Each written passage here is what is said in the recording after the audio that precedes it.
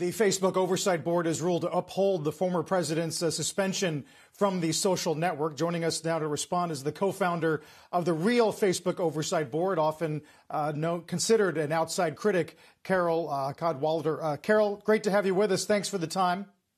Thanks for having me. Great to be here. I'm looking at the statement from you today. The decision shows the Oversight Board experiment has failed. Why? Because it's kind of, the whole thing has revealed itself to be a completely pointless charade, in that Facebook essentially, it set up this body as a PR device. And it did that because it's trying to offload these most difficult decisions it has to make to another body, and so that it doesn't have to take responsibility for its platform.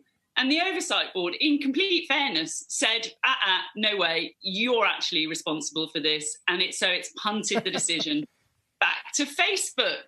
And so it's an extraordinary thing. We've had months and months now of this. And Facebook's attempt to just kick it down the line and to make somebody else, make these experts take responsibility for it, has absolutely failed. And I think they have been really embarrassed and even humiliated a bit in the process, I would say, because I think there's a lot of people not buying it this morning. I think you can see that in the reaction to what's going on.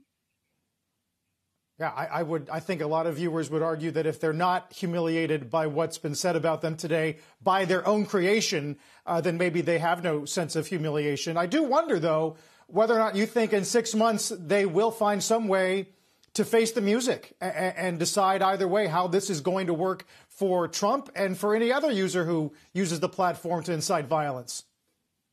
Or are we going to end up in an even more absurd situation where they punt it back to the Oversight Board? Are we going to be kept in this kind of recurring loop? I mean, there was a call earlier, and one of the co-chairs of the Oversight Board suggested that could actually happen. So, I mean, it's just that nobody wants to take responsibility for this decision, but it is Facebook's responsibility. You know, they are a private company, and the sort of preposterous thing they've done, which is to set up this body and to cloak it in the language of a Supreme Court, you know, which is making decisions, is just, I mean, it is ridiculous. You know, Facebook is a private company. It is not a country. It does not have a constitution. It is not bound by the First Amendment. I mean, I do think that myth has been punctured today, and I think that is very helpful. And I think it's a sort of the emperor's new clothes, really. Right.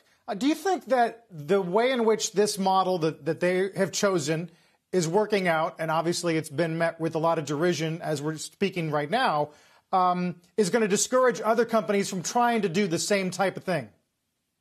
Well, let's hope so. Because, I mean, the point about it is that this is a huge distraction device. The harms of Facebook that are happening globally, you know, in elections across the world and also to individuals across the world, in the spreading of mis and disinformation and the failure of Facebook to take action over that, is, you know, what we should all be looking at now. That's what we should be jumping up and down. A single content moderation decision, which is being examined by a corporate board, is kind of neither here nor there. You know, it's like the world is on fire, and over here we've got some fireworks going on, which is sort of Facebook's PR team has put out as distraction. And, you know, and I kind of like, you know, the thing is about it is the board, I think, joined in good faith. They are these, you know, great experts, but they are being used. They're being used by Facebook as political cover.